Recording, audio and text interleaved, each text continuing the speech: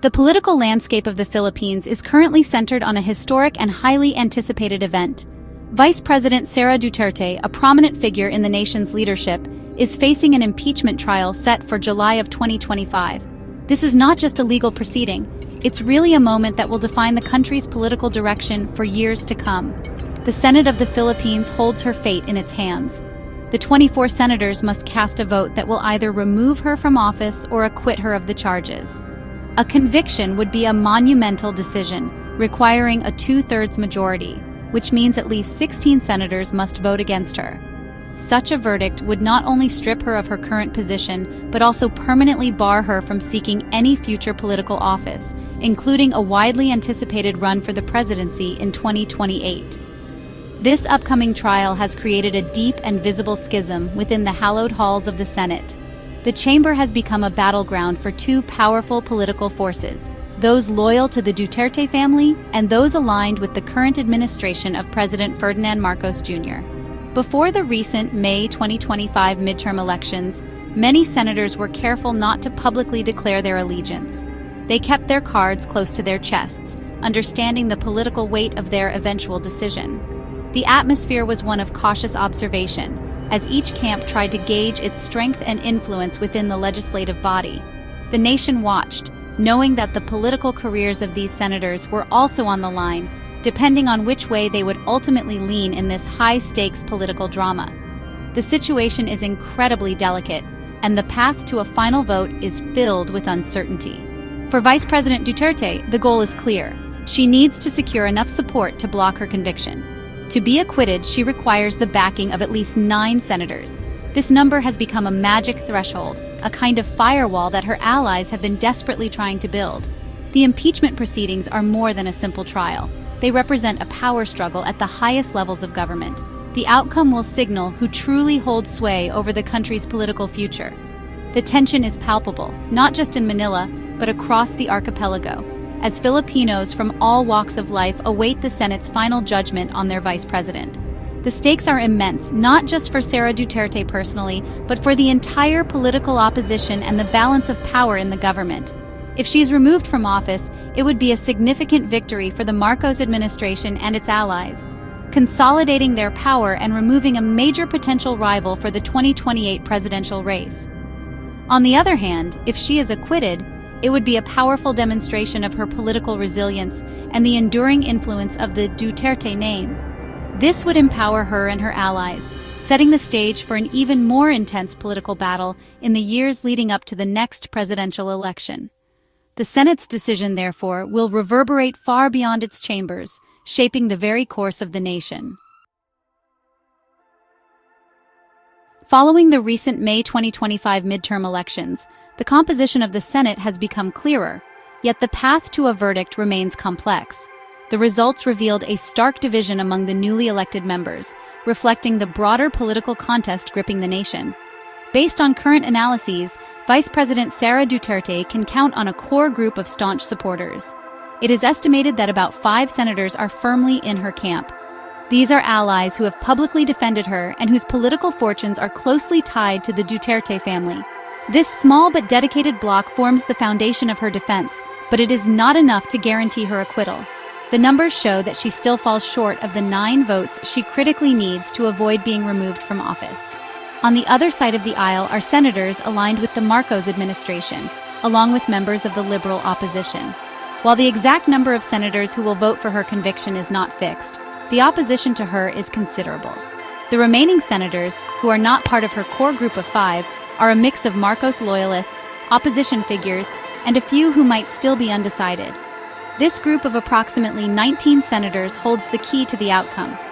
The challenge for Sara Duterte's camp is to persuade at least 4 more senators from this larger group to join their side.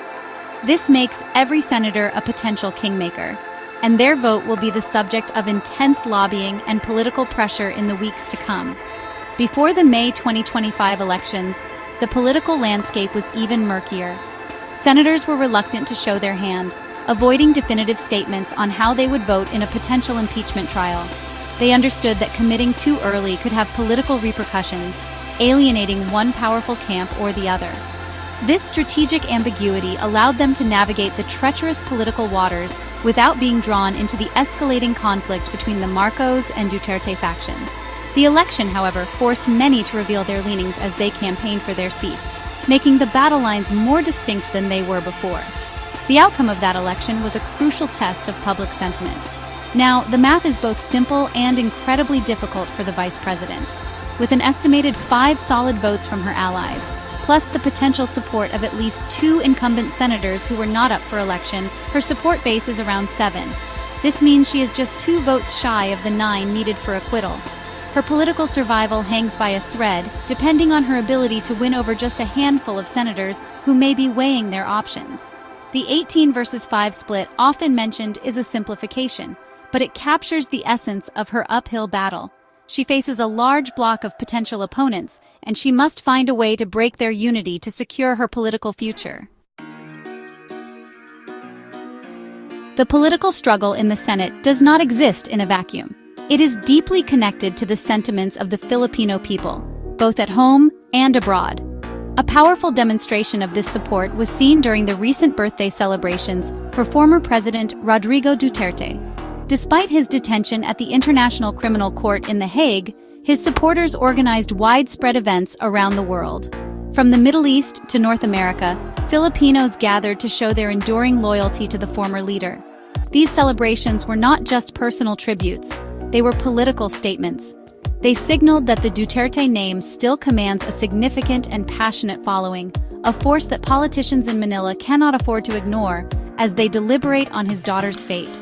This groundswell of popular support translated directly into tangible results during the May 2025 midterm elections. The elections were widely seen as a referendum on the current political climate, and the outcome was a testament to the Duterte's continued influence. Candidates endorsed by Sara Duterte performed exceptionally well. For instance, Christopher Bong Go, a close aide to her father, emerged as the top vote-getter, securing over 27 million votes. Another key ally, Ronald Bato de la Rosa, also placed high in the rankings. The success of these candidates sent a clear message to the political establishment. The Filipino people, or at least a very significant portion of them, stand with the Dutertes. This dynamic creates a fascinating and tense political narrative. It feels like a contest between the will of the people and the political maneuvers of Sara Duterte's opponents in the capital. While her adversaries work within the formal structures of government to secure her impeachment, her allies are drawing strength from the court of public opinion. The high number of votes for her endorsed candidates suggests that many Filipinos see the impeachment proceedings as a politically motivated attack rather than a legitimate legal process. This perception could influence undecided senators, who must consider the potential backlash from millions of voters if they are seen as going against the popular will.